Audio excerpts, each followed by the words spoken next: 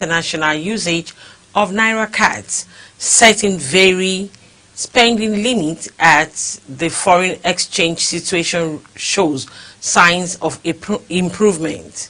Welcome to Business Point. It's a program that extrays the Nigerian economy and the government policies. I am Kike Lomo Okeri.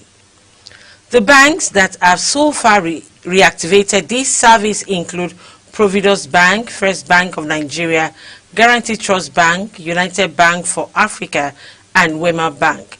GT Bank has announced a quarterly international spending limit of $1,000 for its Naira card users. The breakdown shows that customers can now withdraw up to $500 from ATM abroad and spend up to $1,000 across online platforms and POS channels within 3 months period. At First Bank, the international usage limit is set at $500 monthly, with defined transaction frequency across different channels. According to the bank, card holders can carry out up to 10 cross-border ATM withdrawal per month, with a charge of 5,000 Naira per withdrawal. They can also perform up to 20 transactions monthly each on POS and web platform on no additional cost. Providus Bank informed its customers that they can now enjoy an increased international spending limit during the summer, specifically with the Platinum Naira card. Though the card did not specify the exact ceiling, Wema Bank has also resumed international transaction on its Naira-dominated debit card with a monthly spending limit of $500. The bank announced that the customers can now use their Wema MasterCard, Atlas MasterCard, and Visa card for foreign transactions, including online purchases, point of sales payment, and ATM withdrawal outside Nigeria. This move is part of the ongoing effort by Nigerian banks to ease access to foreign exchange for customers and restore confidence in across payment capabilities. The ease of this restriction marks a reversal from 2022, when Nigerian banks were focused to slash international spending limits on Naira card from $100 as low as $20 monthly. That decision was driven by a chronic shortage of dollars and struggle of manufacturers and other real sector operators to access FX through official channel. At that time, the official exchange rate stood at 430 Naira per dollar at the investors and export window. As of July 4, 2025, the exchange rate has surged to 1,528.56 Naira per dollar in Nigerian foreign exchange market, highlighting the major shift in the Nigerian FX landscape.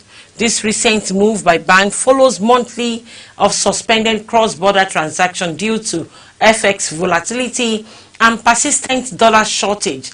The resumption of the Naira card usage abroad signals a renewed confidence in FX liquidity for a more predictable currency environment. Analysts with the view development as a significant boost to consumers and investors' sentiment. It provides much needed relief to customers who uses card for services such as online subscription, travels, and shopping on foreign platforms. Razia Kian, Managing Director and Chief Executive Economist for Africa and the Middle East at the Standard Chartered, noted that these steps aligns with policy recommendation from the International Monetary Fund. She says it is one of the measures that was suggested in the latest Article 5 consultation. The idea is that with a floating exchange rate regime, Nigeria no longer needs to maintain capital control measures. Echoing that view is another person, that is Ayodeji Ebo, an investment professional and managing director, chief business officer at Optimum and AfriVest, described the development as an evidence that the current FX reform are working. This further reinforced that the current foreign exchange management strategy is yielding positive results, as an evidence by the improved liquidity of the official market. It is also helping to ease pressure on the parallel market, with demand gradually shifting back to official window, thereby narrowing the gap between the two rates. It could be recalled that the restriction on the international transaction using Naira cards severely disrupted Nigeria's ability to access essential foreign goods and services from January 2023. Some banks suspended or capped usage, first reducing limits as low as $20 per month, then halting all cross-border spending with Naira card. This choked individual and business alike, like students struggles to pay for visa fee, professionals saw domain and hosting renewal fail, and content subscription like Microsoft 365, Apple Music and Netflix became inaccessible. E-commerce startup and SMEs faced higher costs and inefficient work abroad, turning to expensive parallel markets. FX and fintech alternative all while limiting growth and deterring foreign investment. The limit also fueled Nigerian parallel black FX market and fintech sector. Many Nigerians turn to dollar-dominated virtual card or domiciliary accounts, often funded at inflated black market rates, sometimes double official rates, driving further pressure on Naira. Higher costs for ordinary consumers disrupted business operations, and permanent shifts towards official exchange channel undermined confidence in formal banking and stability in the forex markets. The Nigerian Data Commission has fined MultiChoice Nigeria the sum of 776.2 million naira for violating the Nigerian Data Protection Act. The Commission disclosed this in a statement signed by the head of Legal Enforcement and Regulations, Babatunde Bamigboye. According to the Commission, the investigation of MultiChoice, which commenced on the in the second quarter of 2024, was triggered by suspected breach of privacy rights of MultiChoice subscriber and illegal cross-border transfer of personal data in Nigeria. The NDPC says it found, among others, that MultiChoice violated the data privacy rights of subscribers and their friends who are not necessarily subscribers. The Commission also found that MultiChoice carries out illegal cross-border transfer of personal data relating to data subjects in Nigeria. NDPC stated that in line with its standard remediation procedure, the Commission had directed MultiChoice to carry out appropriate remedial measures. However, the Commission found the measures undertaken by MultiChoice in this regard unsatisfactory. For want of cooperation, the Commission had directed MultiChoice to pay 766,242,500 for violating the Data Protection Act. The Commission said its National Commission, Dr. Vincent Olatunji, has also directed that all outlets throughout which MultiChoice is collecting personal data of Nigerian citizens should be investigated for non-compliance. It added that all outlets that process personal data in violating of the NDPC Act is liable to penalty under the Act. All right, let's take a look at the Nigerian stock market. The Nigerian stock market wrap up the trading week ended 4th July 2025 on bullish note, with all share index gaining 993.90 points to close at 120,989.66 points. This represents a 0.83% gain from the last week close of 119,995.76 points, driven largely by strong performance in the insurance and consumer goods sector. As the index edged closer to the 121,000 level, weekly market activity picked up momentum, with trading volume rising to 4.8 billion shares from 3.7 billion shares in the previous week. Market capitalization also expanded, rising to 76.3 trillion naira from 75.9 trillion naira. In terms of market breadth, 78 equities appreciated in price, same as the 78 recorded the previous week. On the flip side, 20 equities declined in price, fewer than 27 in the prior week. 49 stocks remained unchanged. The Nigerian stock market opened the week on the caution note, with all share index dipping into negative territory on Monday and extending losses on Tuesday to close at 119,741.23 points. However, sentiment turned midweek. A rebound on Wednesday pushed the index back above the 120 mark, and by Thursday it surged past 120,900 points.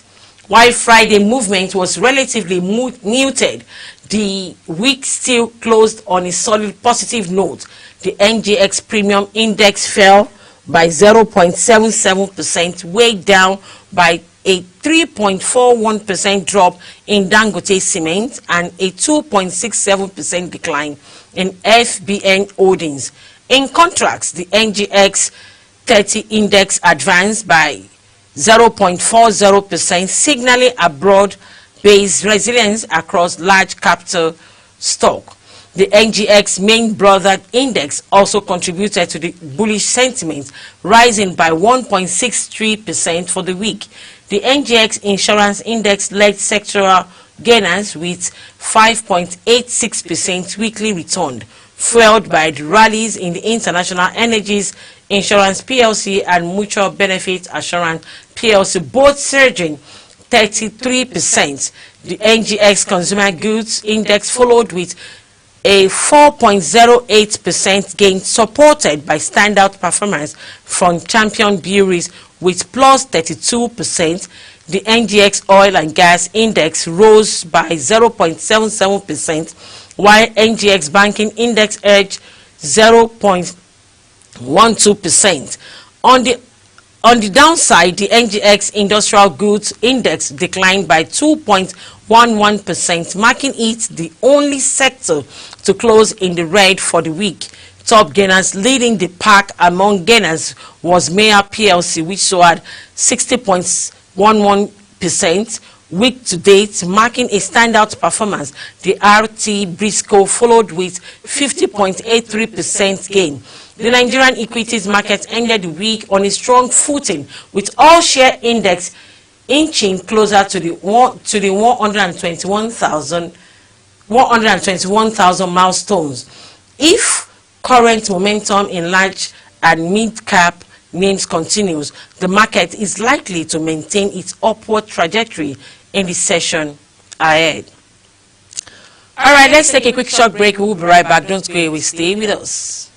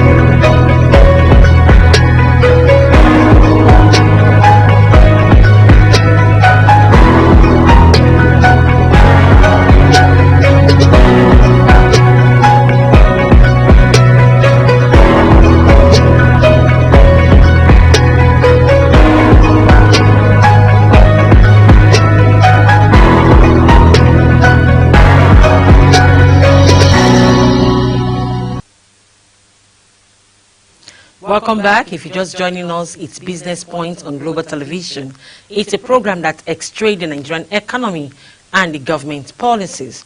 The federal government incurred a total of 536.4 billion naira in electricity subsidy obligation in the first quarter of 2025, amid its struggles to pay over 4 trillion naira debt owed by the power generation companies. The Nigerian Electricity Regulatory Commission disclosed this in its latest report, saying the subsidy obligation of the government increased by 64.7 billion naira from 471.69 billion naira in the last quarter of 2024 to 536.4 billion naira in the first quarter of 2025. According to the Commission, the 536.4 billion naira was 56.16% of the total GENCO invoice for the quarter. NEC stated that in the absence of cost-reflective tariff, the government undertakes to cover the resultant gap between the cost-reflective and allowed tariff in the form of tariff subsidy. But for ease of administration, the subsidy is only applied to generation costs payable by DISCO to Nigerian Bulk Electricity Trading PLC at source in the form of DISCO remittance obligation. To manage subsidy as administration, it was said that the government implemented a DISCO remittance obligation framework to be paid to the market operator, which defines the amount each DISCO is expected to pay to NBET based on what the allowed tariff can cover. The remainder, which is subsidy portion, is paid directly by the government to NBET and they passes on to GENCO. NBET is expected to invoice the tariff subsidy directly to the Federal Ministry of Finance for forward payment to GENCO.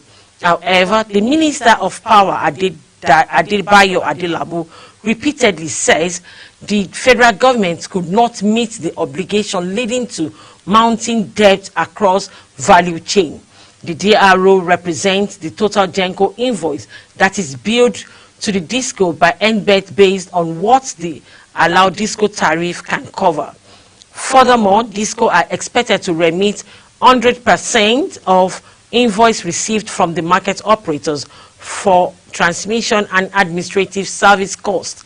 According to NEC, the DRO regime, which replaced the former minimum remittance obligation framework in January 2024, was introduced to prevent the build-up of unpaid subsidy debt on the balance sheet of DISCO, a situation said to have previously distorted DISCO's financial capacity to invest in their distribution network.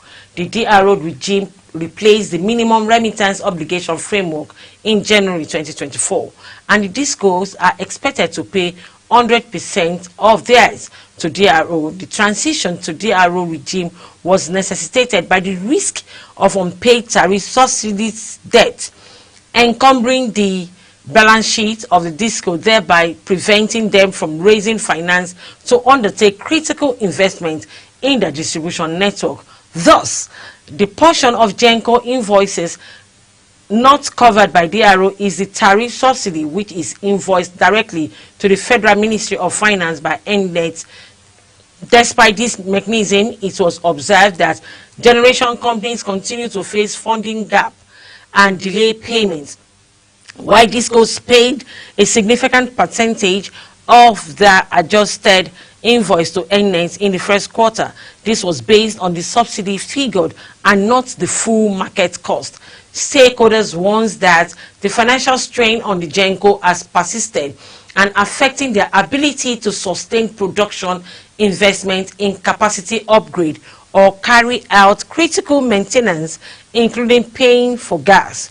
NEC noted that due to the absence of cost-reflective tariff across all DISCOs, the federal government incurred a subsidy obligation of 536.4 billion naira in the first quarter, being 59.16% of the total NBET invoice.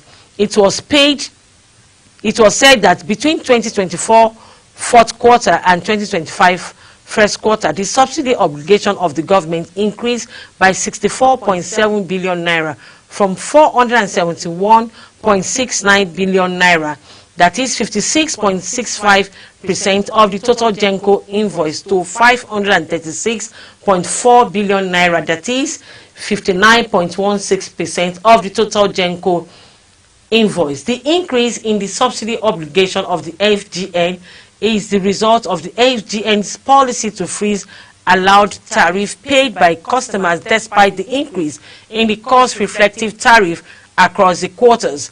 The regulator